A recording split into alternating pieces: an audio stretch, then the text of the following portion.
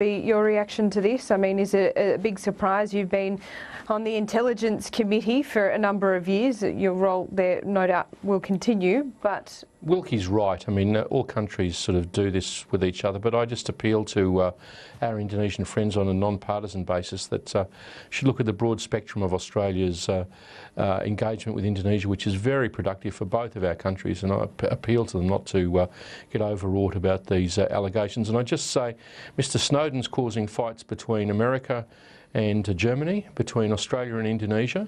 Where is he based? Whose interest does it serve? Teresa Gambaro, this comes at a time where the relationship between Indonesia and Australia is already strained. Tony Abbott needs Indonesia's support when it comes to the tackling the people smuggling effort. Where does this leave our relationship now? And what should he do? Look, we've come a long way. We're building a strong relationship, particularly in the area of people smuggling. And I think that we can build and continue to build on that relationship. So I think we need to look forward and beyond this.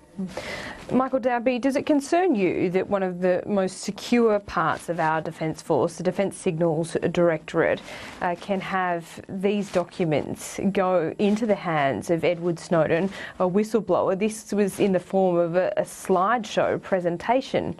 Well, look, I have no access to this kind of information. I'm not cleared to that level.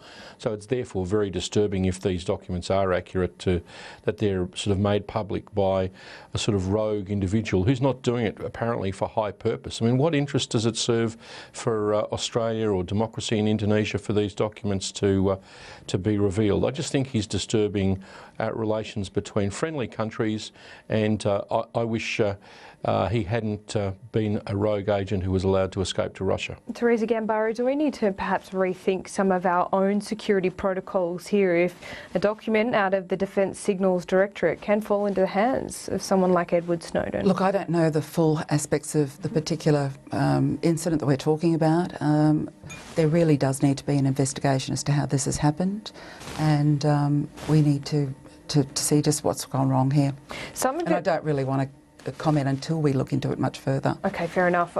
Something that has come up in Senate estimates today you may or may not be aware of, that is the use of the PRISM program at Microsoft, and Scott Ludlam, we heard from a short time ago, said that there is now, with this technology, there is a provision whereby journalists can potentially have their emails accessed, therefore their sources, if they are secret, not protected. Are you at all concerned about this, Michael? I think that's something that should be absolutely prohibited. As I understand it, the security agencies are only able to access this material at a metadata level. Anything that they get further than that should only be in the cases of terrorists, not in the cases of journalists, and it should be done with a judge's approval or with the Attorney General's approval. So, you know, the security agencies in Australia are very responsible and have to be, because we kick their bottoms if they're not.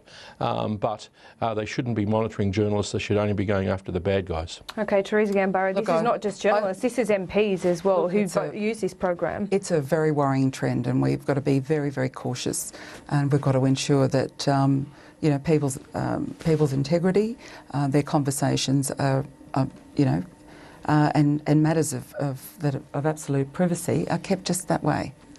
Okay, Teresa Gambaro, Michael Danby, we are going to take a quick break.